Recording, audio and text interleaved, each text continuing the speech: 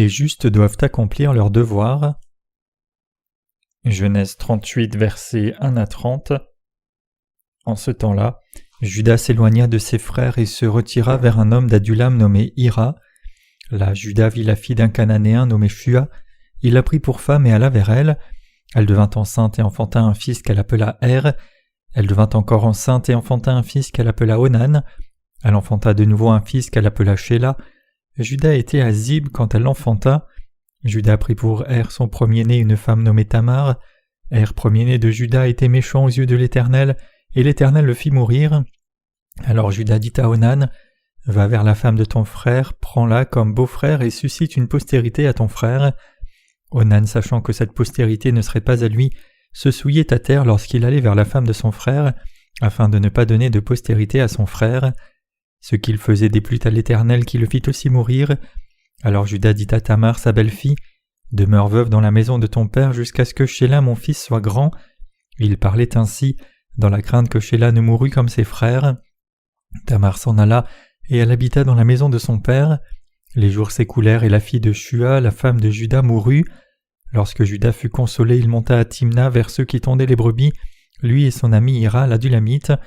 On en informa Tamar et on lui dit, « Voici ton beau-père qui monte à Timna pour tondre ses brebis. » Alors elle ôta ses habits de veuve, elle se couvrit d'un voile et s'enveloppa, et elle s'assit à l'entrée d'Énaïm sur le chemin de Timna, car elle voyait que Shéla était devenu grand et qu'elle ne lui était point donnée pour femme. Juda la vit et la prit pour une prostituée parce qu'elle avait couvert son visage. Il l'aborda sur le chemin et dit, « Laisse-moi aller vers toi, car il ne connut pas que c'était sa belle-fille. » Elle dit, « Que me donneras-tu pour venir vers moi ?» Il répondit, « Je t'enverrai un chevreau de mon troupeau. » Elle dit, « Me donneras-tu un gage jusqu'à ce que tu l'envoies ?»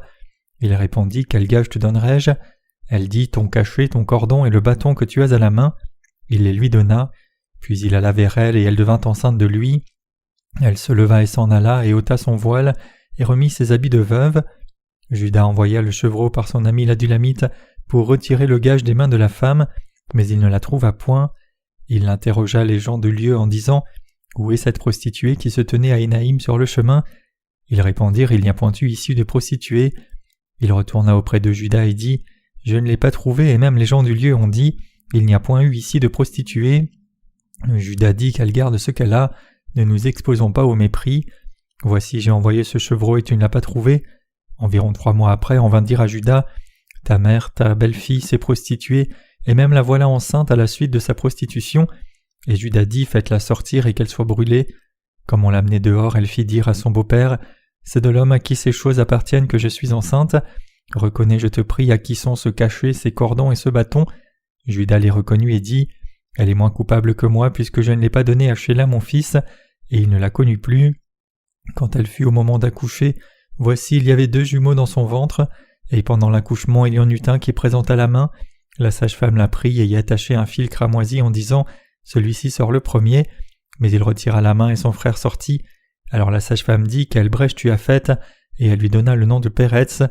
Ensuite sortit son frère qui avait à la main le fil cramoisi, et on lui donna le nom de Zérak. Tout vrai chrétien né de nouveau doit accomplir ses responsabilités que Dieu lui a confiées. Nous devons connaître et assumer nos responsabilités correctement devant Dieu.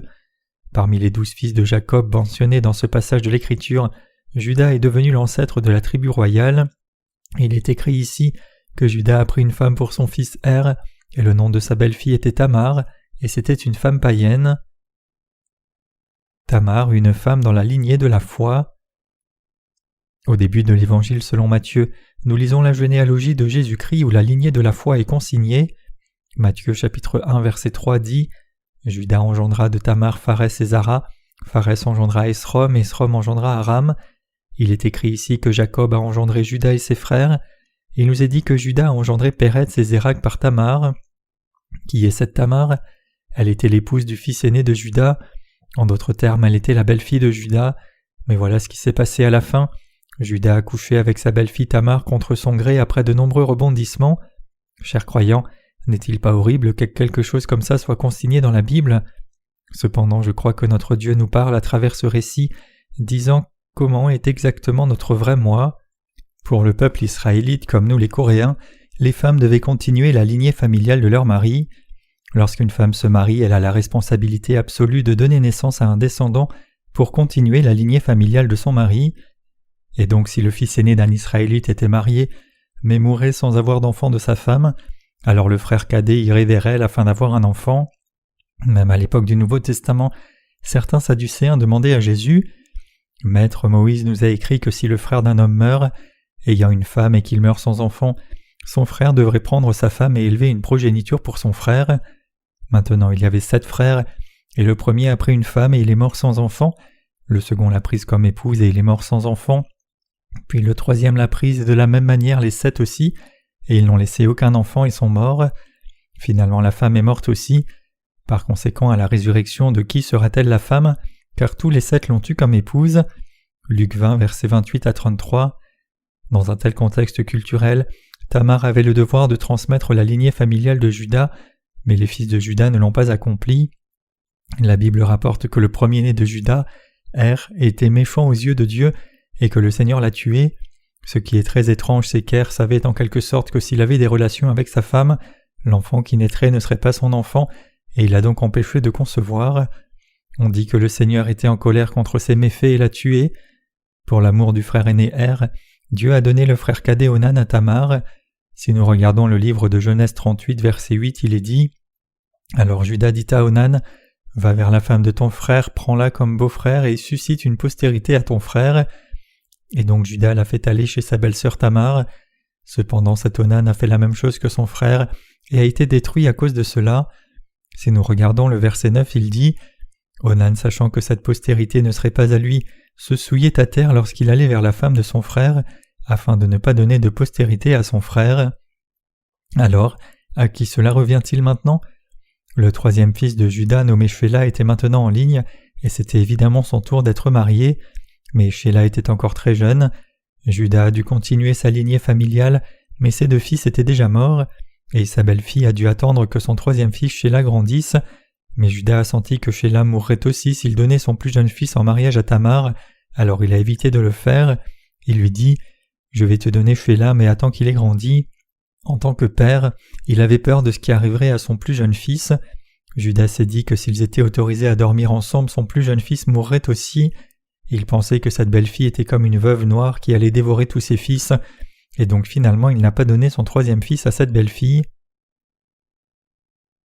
Tamar qui couchait avec son beau-père. Le livre de Genèse 38, versets 12 à 16 dit ce qui suit. Lorsque Juda fut consolé, il montait à Tamna vers ceux qui tondaient les brebis, lui et son ami Hira l'Adulamite. On en informa Tamar et on lui dit « Voici ton beau-père qui monte à Timna pour tondre ses brebis. » Alors elle ôta ses habits de veuve, elle se couvrit d'un voile et s'enveloppa, et elle s'assit à l'entrée d'Énaïm sur le chemin de Timna, car elle voyait que Shéla était devenu grand et qu'elle ne lui était point donnée pour femme. Juda la vit et la prit pour une prostituée, parce qu'elle avait couvert son visage. Il l'aborda sur le chemin et dit « Laisse-moi aller vers toi », car il ne connut pas que c'était sa belle-fille. Elle dit « Que me donneras-tu pour venir vers moi ?» D'après ce qui est dit dans le passage des Écritures, quelqu'un a dit à Tamar que son beau-père était venu à Timna. On peut donc supposer que Timna était l'endroit où Tamar vivait à l'époque. Il semble que la belle-fille de Juda n'avait pas les vêtements de veuve, mais cachait son visage et était assise sur le bord de la route comme une prostituée. Et Juda, même si sa femme était morte il n'y a pas si longtemps, a couché avec cette prostituée qui était assise au bord de la route. Chers croyants, c'est la vraie image de l'homme Juda. Voici le récit biblique tout comme il était. La parole de Dieu ne cache rien en ce qui concerne l'humanité, parce que la parole est la parole de Dieu, elle dit tout sur les êtres humains. Les biographies que les gens ont écrites ne mentionnent que les bons points de certains grands hommes. Par exemple, il est écrit que le général Lee Sun-shin de notre pays était un génie qui était très intelligent dès son plus jeune âge. De plus, il était courageux, honorait ses aînés et était bien éduqué. Cependant, la Bible n'écrit pas sur nos ancêtres dans la foi de cette façon. La parole de Dieu nous parle de toute personne biblique comme elle est sans rien ajouter ou omettre.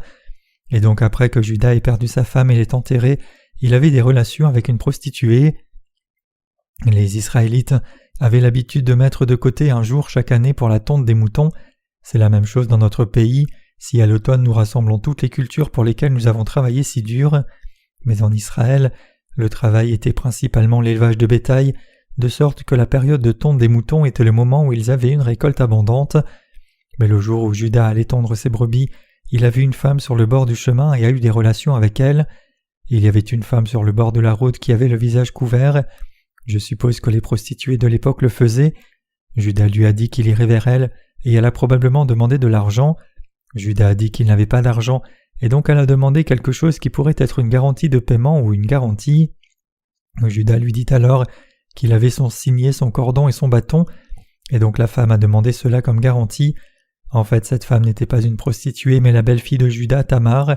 Elle était l'épouse de ses premier et deuxième fils. Après un certain temps, il était temps pour Tamar de donner naissance à un enfant, et certaines personnes en ont parlé à Judas. Les gens disaient que sa belle-fille avait commis l'adultère et était dans la durée de sa grossesse. Ils ont dit qu'elle devait être lapidée et tuée. Si cela était vrai, alors selon le commandement de la loi, son péché appelait la mort. Et donc Judas, afin de tuer sa belle-fille, l'attrapa et l'assit et lui demanda qui lui avait fait ça. Tamar a ensuite dit que le propriétaire du signet, du cordon et du bâton lui avait fait cela. Judas était perdu sur ce qu'il fallait dire en réponse à cela. C'était comme si Tamar disait « Si tu m'avais donné ton jeune fils Shéla, alors cela ne serait pas arrivé. Tu n'as pas rempli l'obligation que tu avais envers moi, et comme j'avais l'importante responsabilité de continuer la lignée familiale, je n'avais pas d'autre choix. Mon but était uniquement de continuer la lignée familiale. » Chers croyants, lorsqu'une femme se marie dans un ménage, elle a l'obligation de continuer la lignée familiale. Autrement dit, elle doit veiller à ce que les descendants de ce ménage ne soient pas coupés. Personne ne peut nier ce devoir. Et donc si les femmes israélites n'étaient pas capables d'avoir des enfants, elles étaient méprisées ou rejetées. Et donc à cause de cela, Judas n'a pas été en mesure de la tuer, et ainsi la progéniture de Tamar et Judas est devenue une partie de la ligne généalogique de la foi. Et plus tard, à travers cette ligne généalogique qui sort, Jésus-Christ est né dans la chair humaine en tant que sauveur. Nous devons accomplir tous nos devoirs spirituels. Nous voyons ici que la raison pour laquelle les fils de Judas, et Onan ont été tués est parce qu'ils n'ont pas accompli leur devoir devant Dieu. Leur devoir était d'avoir des enfants pour succéder à leur lignée familiale. Il est normal que l'on fasse le devoir qui lui revient. Pourquoi alors ont-ils mis du sperme sur le sol pour qu'un enfant ne puisse pas être porté? Si tel est le cas, quels sont les devoirs ou les responsabilités de ceux d'entre nous qui croient dans l'évangile de l'eau et de l'esprit? Chers croyants, c'est un grand mal pour nous de ne pas accomplir nos devoirs devant Dieu, et il n'y a rien de plus mauvais que ceux qui croient dans la justice de Dieu pour ne pas proclamer sa justice. C'est un péché plus grand que n'importe quel type de meurtre. Je dis que ces hommes mentionnés ici, qui n'étaient pas fidèles dans leurs responsabilités envers leur famille et devant Dieu, et ces croyants dans l'évangile de l'eau et de l'esprit qui ne proclament pas l'évangile de l'eau et l'esprit sont les mêmes. C'est le devoir des justes d'accomplir ce qui leur a été confié. Ceux qui ne s'acquittent pas de cette responsabilité ne pourront pas éviter la mort. Cependant, il y aura toujours des saints qui ne proclameront pas l'évangile de l'eau et de l'esprit. Ils ne servent pas la justice de Dieu et ne s'unissent pas à l'Église de Dieu. Ils doivent tenir et ne pas le faire. Nous voyons ici que les deux fils de Judas sont morts parce qu'ils n'ont pas rempli leur devoir. Je suppose qu'ils ne se sont pas particulièrement intéressés à Tamar en tant que personne.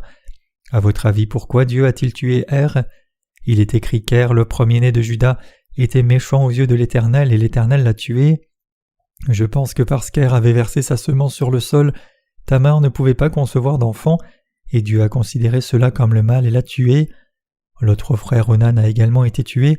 Judas a dit « Onan, s'il te plaît, continue la descendance de ton frère aîné, va chez ta belle-sœur à la place de ton frère, fais-la concevoir et continue la lignée familiale. » Mais Onan a pensé cela et avait dans le cœur que même si un enfant était né, ce ne serait pas le sien, mais l'enfant de son frère aîné à la place.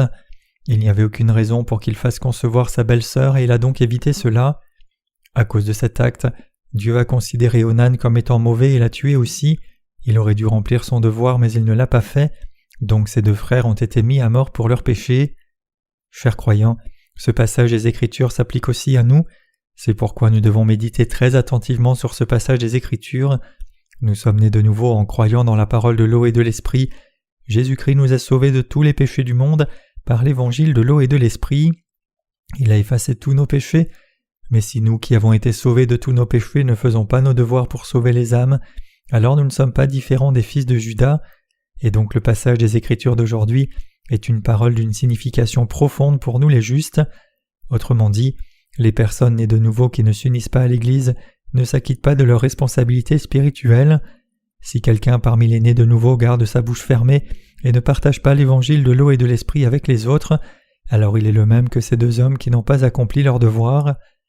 Si quelqu'un me demandait de dire quelle est la chose la plus misérable que les nés de nouveau puissent faire, je dirais que la personne la plus méchante de toutes est celle qui a reçu la rémission des péchés, mais ne sert pas la justice de Dieu et sert plutôt ses propres désirs de la chair à la place.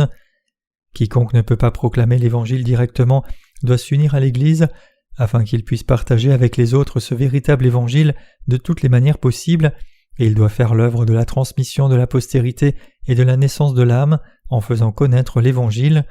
Mais il y aura toujours des saints misérables qui refuseront de le faire. Même les gangsters maléfiques les plus impitoyables ne peuvent pas être comparés à des gens comme ceux-ci. Ce que je dis, c'est que ces gangsters ne sont pas si mauvais quand on les compare aux yeux de Dieu. Bien sûr, ce que ce gangster a fait est un péché et est terrible, mais quelqu'un qui a été sauvé et qui a clairement cru dans l'évangile de l'eau et de l'esprit devant Dieu, et qui a été sauvé de tous ses péchés, mais qui refuse d'assumer la responsabilité de servir l'évangile de l'eau et de l'esprit en s'unissant à l'Église de Dieu, est misérable et a commis un péché digne de la mort. Une telle personne mérite la malédiction de Dieu. Une telle personne deviendra ruinée, à la fois spirituellement et physiquement. Quelqu'un qui n'accomplit pas son devoir est la personne la plus mauvaise aux yeux de Dieu. Le Seigneur ne montre-t-il pas son traitement envers ces personnes dans la parabole des talents? La Bible nous dit qu'une personne en particulier a reçu un talent de son maître et a ensuite caché ce talent dans le sol. Ce maître est revenu plus tard et s'est exclamé, après avoir appris ce qu'il avait fait, « Jetez ce serviteur non rentable ». Et la Bible dit, il y aura des pleurs et des grincements de dents.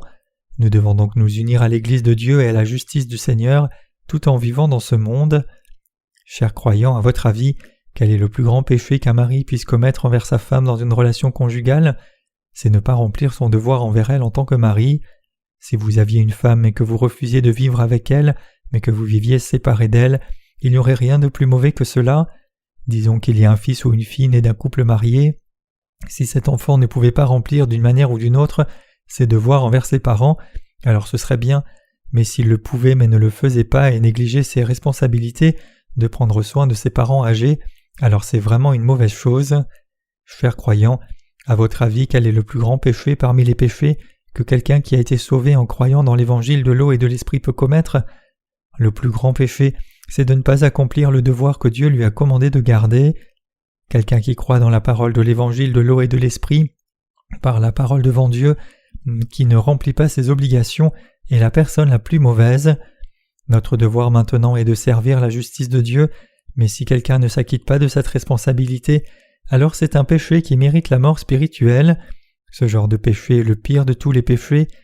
Quel est le plus grand péché que quelqu'un peut commettre après avoir reçu la rémission des péchés en assistant à l'Église de Dieu? C'est le péché d'oublier rapidement la grâce de Dieu juste après avoir reçu la rémission des péchés. Ils sont comme une terrible épine dans le côté de Dieu, et je pense que les gens qui se comportent de cette façon sont des gens qui jettent les bénédictions que Dieu leur a données. Dieu se dit donc alors qu'il planifie sa vengeance. Tu penses que tu es sage, mais voyons ce qui se passe lorsque tu continues à le faire. Si les serviteurs de Dieu dans son Église interdisent à quelqu'un de venir à l'Église, alors ce sera la fin de sa vie. Chers croyants, savez-vous quelle est la pire punition pour un saint? C'est de ne pas pouvoir assister à l'Église de Dieu. Ce sera la fin pour les justes s'ils ne peuvent plus assister à l'Église de Dieu. Qui est une épine dans le côté de Dieu? Qui doit être maudit par Dieu? Nous qui croyons dans la justice de Dieu ne maudissons pas les autres, mais Dieu les maudira. Qui est donc condamné à être maudit? Ceux qui n'ont pas reçu la rémission des péchés ne sont pas l'objet des malédictions de Dieu, ils sont en fait les objets de sa miséricorde, ils sont toujours les objets de la compassion de Dieu, mais seule la mort attend cette personne qui a entendu et cru l'évangile de l'eau et l'esprit mais qui ne s'unit pas à l'Église de Dieu et ne remplit absolument pas ses devoirs. Elle pense qu'elle peut déjouer les autres et refuse de s'unir à la justice de Dieu jusqu'à la fin. Dieu a tué Er et Onan, les fils de Juda, et Dieu a placé Tamar dans la généalogie des ancêtres de la foi.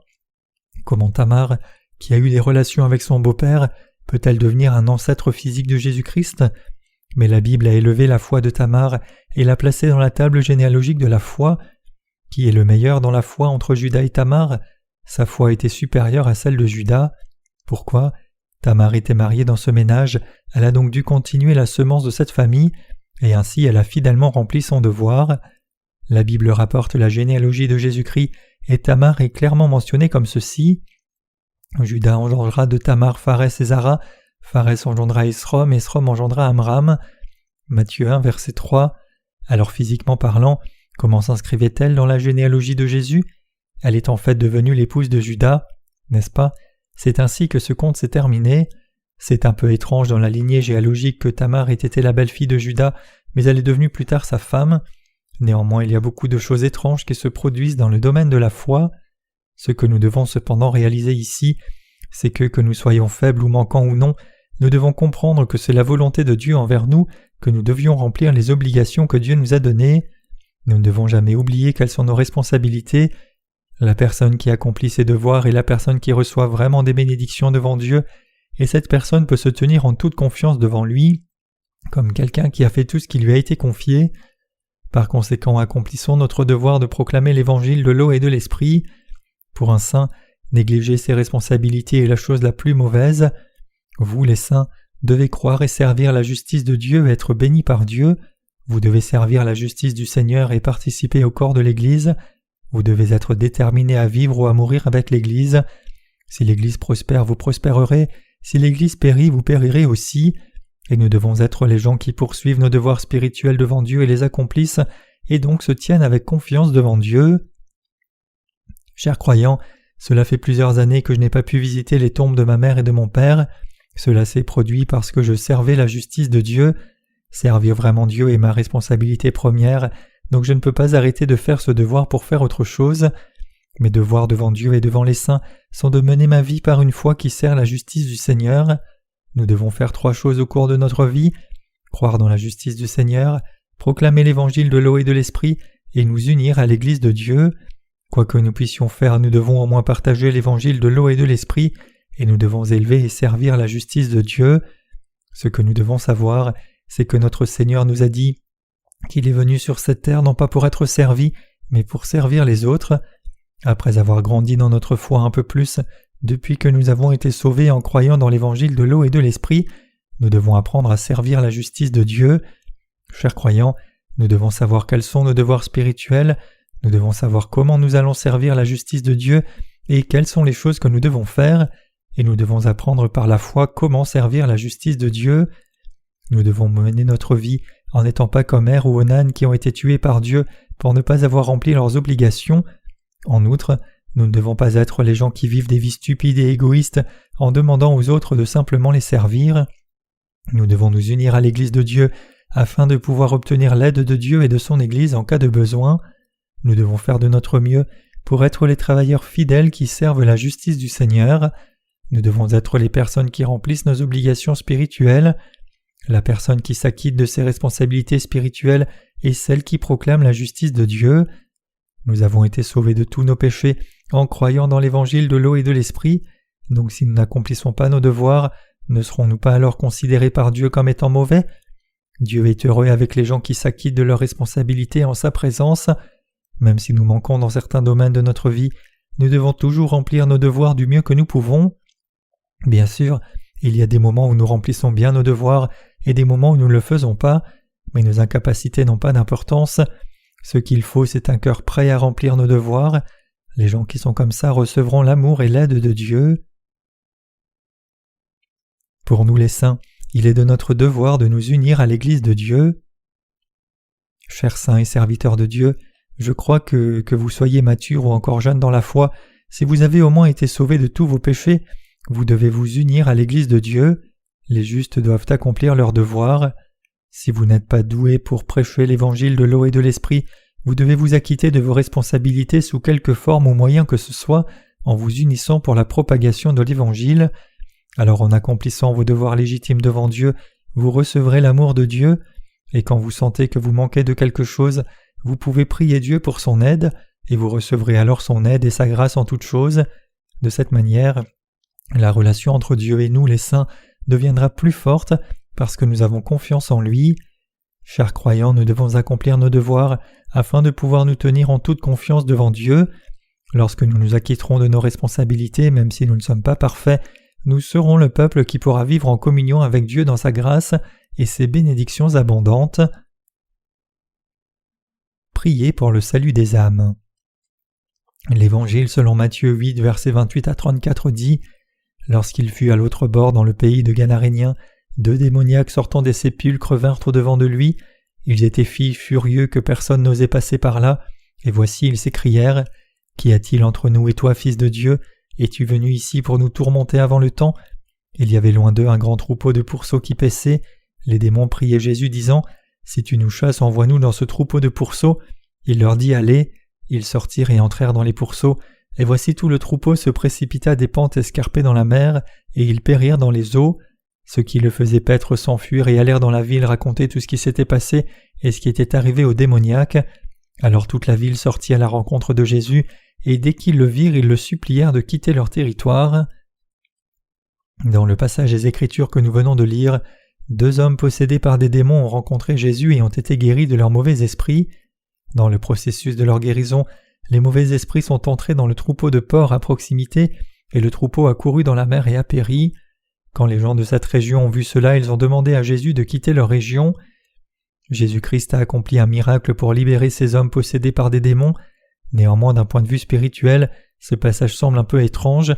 Ces 2 personnes ont rencontré notre Seigneur qui avait une si grande capacité et autorité, et le Seigneur a chassé ces démons. Mais malgré cela, les villageois ont demandé au Seigneur de quitter la région. Si ces gens étaient maintenant dans leur bon esprit, même si un troupeau de porcs avait péri, ils auraient été tellement reconnaissants pour le fait que 2 personnes ont été complètement rétablies dans leur santé, et ils auraient dû souhaiter que Jésus reste avec eux longtemps dans le village et guérisse les malades et les possédés de démons. Mais ces villageois n'étaient pas comme ça, ils n'étaient pas intéressés par leur salut, ils ne pensaient et ne se plaignaient que du troupeau de cochons qui s'était noyé, et ils pensaient donc que Jésus ne devait pas rester avec eux. Ils pensaient que si Jésus continuait à rester avec eux, ils seraient ruinés dans la chair, et ils ont donc imploré Jésus de s'éloigner loin d'eux. En vivant notre vie spirituelle, nous méditons souvent sur la façon dont nous allons vivre notre foi. Devons-nous continuer à faire le travail de sauver les âmes perdues de leurs péchés ? Je crains que nous ne devenions les gens charnels comme les gens de Gadara, et pour cette raison notre vie spirituelle doit être dirigée par l'Esprit. C'est pourquoi nous devons nous concentrer sur le salut des âmes perdues de leurs péchés. Dans ce passage, les 2 hommes ont rencontré Jésus et ont été libérés des mauvais esprits qui étaient entrés en eux et ont été sauvés, et donc nous devons prendre garde à ce que nous nous concentrions sur le salut des âmes perdues et ne devenions pas comme les propriétaires des porcs qui étaient aveugles à autre chose que leur prospérité physique. N'est-ce pas juste ? Nous ne devons pas vivre notre foi de cette manière. N'est-ce pas si vrai ? J'aurais dû rendre grâce à Jésus-Christ qui était venu par l'évangile de l'eau et de l'esprit. Ils auraient dû dire « Les cochons sont morts et c'est une perte énorme, mais beaucoup de gens ont eu des démons chassés d'eux et donc nous sommes vraiment reconnaissants. Merci beaucoup, ces porcs ne sont pas importants. Nous voulions avoir du bacon à un moment donné, donc bien que nous ne puissions pas les vendre, nous devrions avoir un festin de village. Prenons des crochets et amenons ces carcasses à terre une par une et découpons-les. Enlevons les poils, faisons mariner la viande et faisons un barbecue. N'est-ce pas quelque chose dont nous devrions nous réjouir ? Mais il est vraiment regrettable qu'ils aient chassé Jésus de ce village. Dans notre vie spirituelle, nous devons nous concentrer sur le fait que de nombreuses personnes reçoivent le salut et soient sauvées de tous les péchés du monde. Pour ce faire, nous devons avoir un énorme intérêt pour l'œuvre de Dieu. Nous devons en prendre pleinement conscience et accomplir l'œuvre de Dieu avec encore plus de ferveur. De toutes les manières possibles, nous devons être les personnes spirituelles de la foi. Si nos cœurs ne sont pas guidés par l'Esprit, alors nous pouvons être considérés comme les propriétaires de ces cochons. Nous devons nous demander si nous allons perdre les choses de la chair et gagner les choses de l'Esprit, ou si nous allons perdre les choses de l'Esprit et gagner les choses de la chair. La vraie spiritualité consiste à donner le meilleur de nous-mêmes pour sauver ne serait-ce qu'une seule âme de ses péchés. Notre Dieu exige que nous ayons la foi et que nous concentrions nos efforts sur les œuvres spirituelles. Au cours de la récente exposition de livres à l'université de Gangwon, plusieurs âmes ont reçu la rémission des péchés. Je pense que l'Église de Dieu doit s'efforcer davantage de faire des œuvres spirituelles pendant que nous vivons notre vie de foi. Les objets de notre évangélisation ne devraient pas seulement être des étudiants universitaires, mais nous devons également entrer en contact avec de nombreux lycéens. Honnêtement, prêcher l'Évangile aux élèves du secondaire peut être trop tard, il faut commencer par les collégiens, c'est parce que les lycéens sont très occupés. Je pense que ce serait formidable si nous avions des expositions de livres pour les collégiens ainsi que divers événements prévus pour eux. C'est une bonne chose pour notre cœur, notre corps, nos pensées, notre temps et notre foi d'être investis pour sauver les âmes perdues de leurs péchés. Lorsque nous nous consacrons au salut des âmes perdues, Dieu nous donne toute la foi nécessaire pour gérer un tel travail. Ne sommes-nous donc pas vraiment les gens qui vivent dans les bénédictions de Dieu ? Mais que se passera-t-il si nous ne nous consacrons pas à l'œuvre de sauver les âmes ? Dieu ne s'intéressera plus à nous, parce que même s'il nous bénit, nous ne penserons qu'à des moyens de faire prospérer notre chair. C'est pourquoi nous devons nous intéresser à l'œuvre spirituelle et vivre notre foi spirituellement. Nous devons tous nous efforcer de proclamer l'évangile de l'eau et de l'esprit afin de sauver les âmes perdues de tous leurs péchés. À cette fin, nous devons nous consacrer au service de l'évangile, et beaucoup de temps doit être investi pour cette œuvre de Dieu. Nos pensées doivent être dirigées spirituellement, notre foi devrait être spirituelle aussi. Nous devons concentrer nos efforts pour sauver une âme du péché plutôt que tout ce qui a à voir avec la chair. Pour ce faire, nous devons nous intéresser à l'œuvre de la justice de Dieu et mettre de côté toute déception, difficulté et fierté personnelle. Nous devons contempler, prier et parler de la façon dont nous pouvons spirituellement sauver ne serait-ce qu'une âme de plus tous les jours. Si nous ne sommes pas capables de bien discerner ce qui est spirituel de ce qui est charnel, nous ferons des allers-retours entre l'œuvre de l'esprit et celle de la chair, et donc quand nous regardons ce passage des Écritures du chapitre 8 de Matthieu, le Seigneur nous demande d'être conscients de nos responsabilités envers les âmes perdues. Au lieu d'être reconnaissants que le possédé ait été sauvé, les villageois n'étaient pas conscients de cela, mais lui ont demandé de partir après s'être disputés sur la perte du troupeau de porcs. Le Seigneur nous dit que nous ne devons pas vivre notre vie spirituelle de cette manière. Nous devons mener spirituellement notre vie de foi. Nous devons nous concentrer sur le salut des âmes perdues de leurs péchés. Que nous mangions ou buvions, nous devons tout faire pour la gloire de Dieu. Nous devons nous efforcer, travailler dur et concentrer toutes nos ressources pour la gloire de Dieu et pour le salut des âmes. Pour ce faire, nous devons tracer une ligne claire de foi dans notre cœur qui nous permette de rechercher d'abord l'œuvre de l'Esprit. Lorsque notre chair est en difficulté et que nous sommes inquiets, c'est à ce moment que nous devons d'autant plus pratiquer notre foi spirituellement. Si nous ne le faisons pas, nous deviendrons frustrés et tout semblera laborieux et dur. Mais si nous regardons l'œuvre de Dieu d'un point de vue spirituel, tout est précieux et significatif. Et donc nous devons accorder plus d'attention à faire l'œuvre spirituelle. Nous devons accorder plus d'attention à sauver les âmes perdues. Plus que tout autre travail, nous devons nous consacrer au travail de sauver les âmes. Dieu nous parle exactement de cela. La question est donc posée, comment vous et moi vivons-nous en ce moment ? Réfléchissons à savoir si nous passons plus de temps sur les choses de l'esprit ou sur les choses de la chair. Puisque nous sommes des humains, bien sûr nous allons donner de notre temps à la fois aux œuvres de l'esprit et à la chair, mais si nous sommes nés de nouveau, nous devons accorder plus d'attention à l'œuvre de l'esprit. Nous devons nous préoccuper davantage du fait qu'une âme perdue soit sauvée que de la noyade d'un troupeau de porcs. Néanmoins, parmi ceux qui ont été sauvés, il y en a qui demandent à Jésus de partir parce qu'ils ne peuvent pas oublier le fait qu'ils ont perdu plusieurs cochons. Ces personnes doivent se repentir, ce n'est pas juste. Ils sont nés de nouveau en acceptant l'Évangile, mais ils disent qu'ils ne peuvent pas vivre leur vie de foi de cette manière. Ils disent qu'ils ne peuvent pas chercher seulement l'œuvre de l'Esprit. Ils disent qu'ils ne peuvent suivre le Seigneur que s'ils sont à l'aise dans leur chair, c'est-à-dire seulement si leur troupeau de porcs augmente en nombre. Chers croyants, ce n'est pas juste. Il y a malheureusement beaucoup de gens qui pensent de cette façon. La Bible dit que notre esprit doit d'abord être sauvé pour que notre chair prospère, mais ceux qui ont le mauvais état d'esprit pensent le contraire et croient que la chair doit d'abord être bien pour que l'esprit prospère. Lorsque votre âme prospère spirituellement, votre chair prospère aussi bien. Il est garanti à 100% que lorsque votre esprit sera sauvé, vous prospérerez dans tous les aspects charnels comme il est écrit « Bien-aimé, je désire que tu prospères à tous égards et sois en bonne santé, comme prospère l'état de ton âme. » 3 Jean 1, verset 2. Il n'y a aucune preuve où la chair prospère d'abord, puis l'esprit prospère. En faisant l'œuvre de Dieu, la Bible dit que nous devons d'abord rechercher le royaume de Dieu et la justice, et toutes ces choses nous seront ajoutées. L'œuvre de Dieu est une priorité absolue. Lorsque nous méditons et considérons ce que nous devrions faire en premier et ce que nous devrions penser en premier, sans aucun doute c'est un travail spirituel. Nous devons d'abord penser à l'œuvre de l'Esprit. Un saint spirituel doit faire l'œuvre de l'Esprit d'abord avant toute autre chose. Quel que soit l'état dans lequel se trouve notre chair, et que je sois mauvais ou non, si nous servons l'Évangile du Seigneur et proclamons de tout cœur, alors Dieu nous considérera comme de vraies personnes spirituelles. Mais peu importe à quel point quelqu'un peut être juste et vertueux, S'il ne travaille pas pour le Seigneur, ce sera une personne de la chair. Comme cela est montré si clairement ci-dessus, notre Dieu désire que nous vivions selon l'Esprit. Pourquoi la Bible a-t-elle enregistré ce récit ? Nous ne savons pas combien de cochons sont morts dans le passage des Écritures ci-dessus. Peut-être s'agit-il de plusieurs milliers de porcs, mais ils ne pouvaient pas être échangés contre une seule âme humaine. Si quelqu'un est vraiment une personne spirituelle, peut-il ou elle échanger 1000 cochons avec les âmes de 2 êtres humains ? Et donc le Seigneur nous dit que nous devons être des gens de foi comme ça. Quand Jésus est allé dans la région des Gadaréniens, une grande œuvre de salut a été accomplie.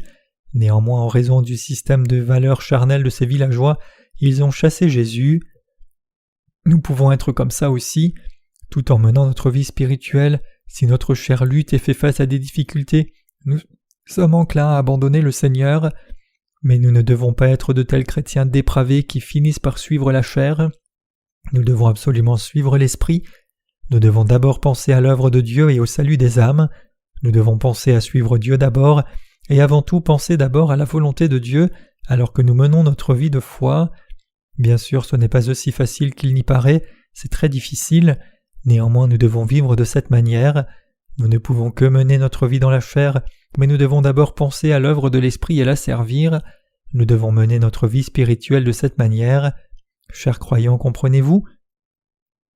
Il est approprié pour nous de vivre pour le salut des âmes perdues. Jésus, voyant une grande foule autour de lui, donna l'ordre de passer à l'autre bord. Un scribe s'approcha et lui dit « Maître, je te suivrai partout où tu iras. » Jésus lui répondit « Les renards ont des tanières et les oiseaux du ciel ont des nids, mais le Fils de l'homme n'a pas où reposer sa tête. » Un autre d'entre les disciples lui dit « Seigneur, permets-moi d'aller d'abord ensevelir mon Père. » Mais Jésus lui répondit « Suis-moi et laisse les morts ensevelir leurs morts. » Matthieu 8, versets 18 à 22. Dans le passage des Écritures que nous venons de lire, le Seigneur nous parle de 2 choix, que ce soit vivre pour l'Esprit ou vivre pour la chair, en nous enseignant qu'il est juste que nous vivions pour l'Esprit. Jésus était populaire quand il était sur cette terre. Il est vrai que Jésus a été giflé, a été déshabillé et on lui a craché dessus. Les gens le méprisaient jusqu'à ce qu'il meure sur la croix. Mais en fait, quand Jésus faisait son ministère sur cette terre, il était une véritable superstar. Ces jours-ci, je vois beaucoup d'affiches pour les superstars, mais Jésus était une véritable superstar. Qui est la superstar de l'écran qui vole dans le ciel ? Est-il Superman ? Oui, un Superman. Jésus était plus populaire que Superman et avait plus de pouvoir que lui. Superman n'a pas pu préparer de nourriture pour environ 10 000 personnes assises dans les champs, mais Jésus a préparé de la nourriture pour plus de 10 000 personnes ce jour-là. Quand Jésus était sur cette terre, il était populaire auprès des hommes aussi bien que des femmes. Il était populaire auprès des malades et de ceux qui avaient le pouvoir. S'il y avait eu un vote de popularité parmi les Israélites, Jésus aurait probablement pris la première place. Et donc le peuple d'Israël a essayé de faire de Jésus le roi. Si Jésus le voulait, il pouvait devenir le roi d'Israël. Mais Jésus voulait être un enseignant pour les multitudes qui l'entouraient et le suivaient en criant « Enseignant, enseignant !» tout en trébuchant et en tombant parfois à plat sur le dos. Une fois un scribe est venu à Jésus. Un scribe à l'époque était un fonctionnaire, un poste public important.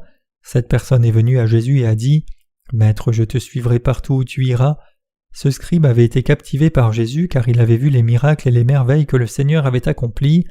Il voulait suivre le Seigneur en disant « Jésus superstar, vraiment tu peux tout résoudre. S'il y a une maladie, elle est résolue. Même s'il n'y a pas de nourriture, tu nous donneras à manger pour que nous ne manquions de rien. Quoi qu'il en soit, je te suivrai. » Notre Seigneur lui dit alors « Les renards ont des tanières et les oiseaux du ciel ont des nids, mais le Fils de l'homme n'a pas où reposer sa tête. » Notre Seigneur a dit ceci à ce scribe, et c'est aussi ce qu'il nous dit « Me suivez-vous parce que j'ai montré mon pouvoir et que je vous ai donné toutes les bénédictions du monde ? En fait, je ne veux pas être votre roi physique et je ne suis pas intéressé à gagner votre popularité. Je ne suis pas intéressé à bien faire dans la chair sur cette terre. Le Fils de l'homme n'a pas de place pour déposer sa tête. Même les moineaux ont leur nid, mais pas le Fils de l'homme. Il n'a même pas de maison.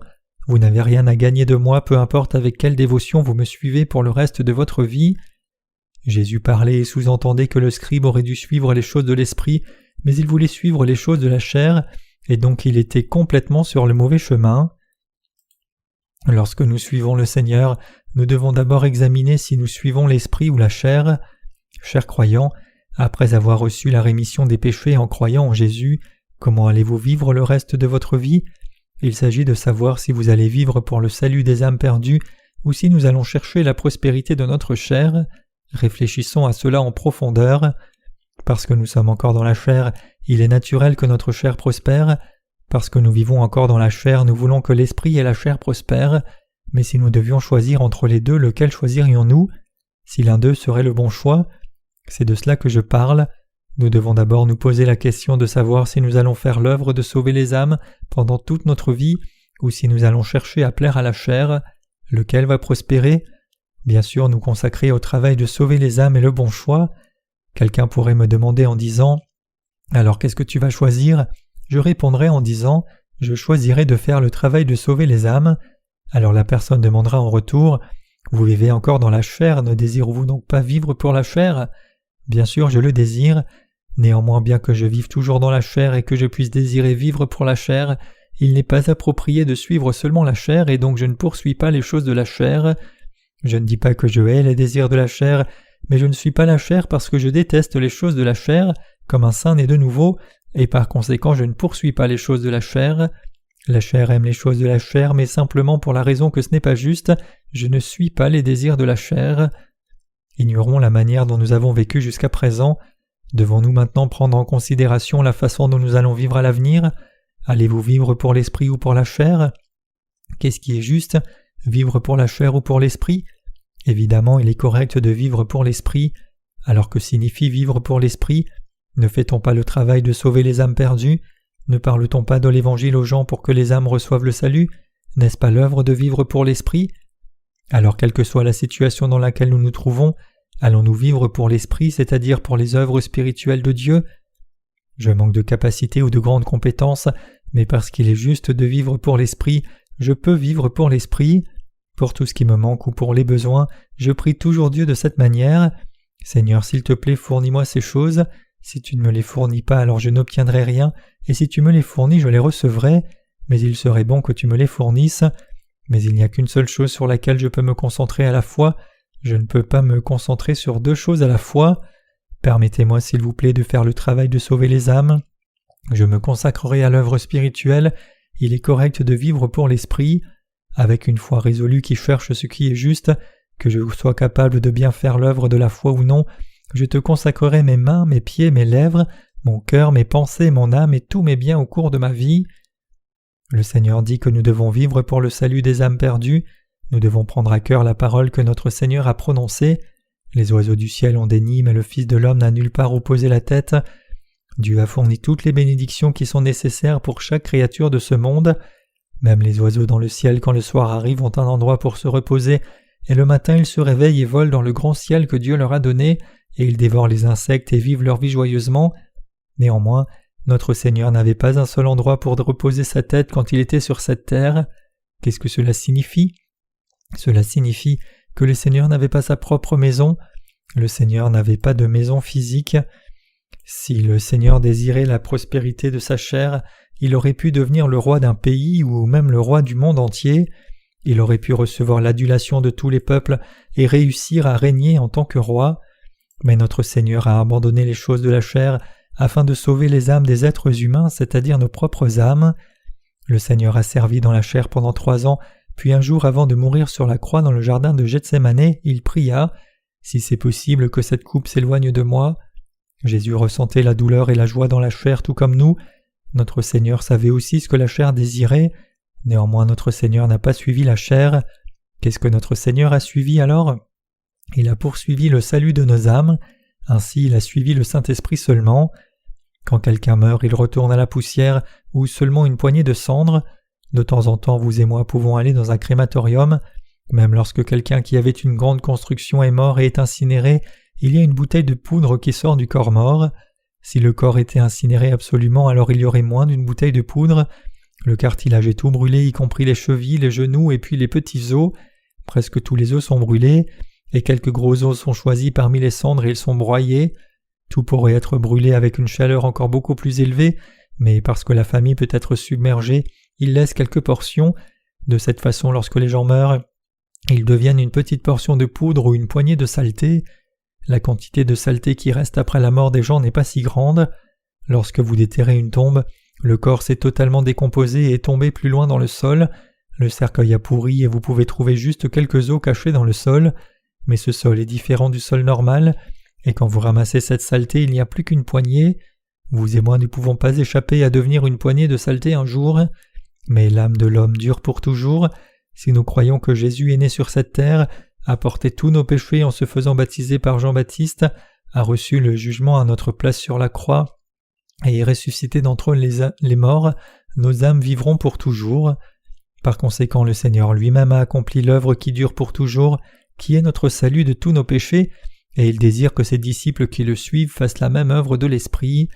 Et donc le Seigneur nous parle à tous par Matthieu 8, versets 18 à 22, disant que nous devons mettre notre cœur à faire l'œuvre de l'Esprit pendant toute notre vie. Nous ne devons pas faire les œuvres de la chair. Nous pouvons souvent faire certaines choses de la chair, mais nous devons clairement avoir dans notre cœur le but de faire une œuvre spirituelle. Le Seigneur nous en parle aujourd'hui. Quand Jésus parlait aux scribes, il y avait un disciple de Jésus qui se tenait à côté de lui et disait « Seigneur, permets-moi d'aller d'abord ensevelir mon Père. » Mais Jésus lui répondit « Suis-moi et laisse les morts ensevelir leurs morts. » Notre Seigneur a clairement fait la distinction entre la vie et la mort, entre les choses qui périssent et la vie éternelle quand il a dit cela. Il a dit que nous ne devrions pas faire les choses qui vont disparaître, qui sont futiles et qui n'ont aucun sens. L'œuvre la plus précieuse et la plus éternelle est de permettre aux âmes des gens de recevoir la rémission des péchés et d'être pour toujours enfants de Dieu. Et Dieu désire que nous fassions l'œuvre de sauver les âmes afin qu'elles reçoivent aussi la rémission des péchés et reçoivent les bénédictions célestes de Dieu au cours de leur vie actuelle et dans leur vie après la mort. Notre Seigneur dit à ses disciples « Suis-moi et laisse les morts ensevelir leurs morts ». Chers croyants, la parole que Jésus a dite à ses deux disciples est la même parole qu'il nous dit à vous et à moi, qui avons un cœur qui désire le suivre après avoir reçu la rémission des péchés en croyant au Seigneur Jésus. Comment devrions-nous vivre alors ? Devons-nous vivre pour la chair ou pour l'esprit ? Dieu veut que nous fassions l'œuvre de l'esprit pour le reste de notre vie, et il veut que nous vivions de cette façon. Le Seigneur dit « Il appartient aux hommes de mourir une fois après quoi le jugement » Hébreux 9, verset 27. Dieu veut que nous fassions un travail spirituel pendant cette période de la vie actuelle avant d'aller vers Dieu. Nous devons fixer nos cœurs. Vous et moi sommes encore dans la chair, donc nous pouvons éprouver beaucoup de difficultés et d'angoisses. Il y a beaucoup d'afflictions dans notre cœur quant à savoir si nous allons faire l'œuvre de l'esprit ou l'œuvre de la chair. Néanmoins, bien que je ne sois pas capable de tout faire bien à 100%, j'ai mis mon cœur à faire une œuvre spirituelle pour le reste de ma vie, parce que j'ai toute confiance que faire l'œuvre de l'esprit est vraiment la chose droite à faire. À partir de maintenant, je vais faire l'œuvre de l'esprit, et pour le reste de ma vie, avant d'aller devant le Seigneur, je vais me consacrer à l'œuvre de l'esprit. Et de la même manière, je veux dire aux saints de mettre leur cœur aussi à l'œuvre de l'esprit dans leur vie, bien qu'ils soient encore dans la chair. Vous devez aussi le faire afin de ne pas avoir de regrets et afin de vivre une vie bénie devant Dieu. Les gens recevront alors la rémission des péchés à travers nous. Nous devons aussi nous souvenir et tenir compte du fait que comme ceux qui ont rencontré Abraham ont été bénis, quand nous vivons selon l'esprit, beaucoup de gens autour de nous seront bénis, y compris nos familles. Si l'un de nous renonce à vivre selon l'esprit, alors non seulement nous mourrons, mais des multitudes d'autres personnes s'engageront sur le chemin de la destruction, et nous devons savoir que si nous négligeons nos responsabilités, notre propre âme sera sauvée, mais notre chair tombera dans la destruction comme il est écrit. Si l'œuvre de quelqu'un est brûlée, il subira la perte, mais lui-même sera sauvé comme par le feu. 1 Corinthiens 3, verset 15. Par conséquent, il est 100% juste pour nous de faire les œuvres de l'Esprit. Nous devons faire l'œuvre de l'Esprit avec le Seigneur pour le reste de notre vie, puis aller à sa rencontre. Bien que nous soyons faibles et manquants dans de nombreux domaines, nous devons faire les œuvres de l'Esprit et proclamer l'évangile de l'eau et de l'Esprit à ne serait-ce qu'une âme de plus, prier pour cette âme et vivre une vie de préparation du salut des autres âmes et de partage de la nouvelle vie avec elle. Et puis quand le Seigneur nous appellera à la maison, ou si le Seigneur revient, nous irons devant lui. Nous devons mener une vie aussi significative avec une foi digne de confiance. La personne qui aide les gens à retourner sur le bon chemin, c'est-à-dire à retourner au Seigneur, brillera comme le soleil. Le Seigneur dit « Alors les justes brilleront comme le soleil dans le royaume de leur Père » Matthieu 13, verset 43. Et il dit aussi « Ceux qui sont sages brilleront comme la luminosité du firmament, et ceux qui en dirigent beaucoup vers la justice comme les étoiles pour toujours et à jamais. » Daniel 12, verset 3. Comme c'est écrit dans le livre de Daniel et le livre de Matthieu, nous devons vivre le reste de notre vie comme des instruments qui permettent à beaucoup de gens de retourner à Jésus-Christ et d'être vêtus de sa justice.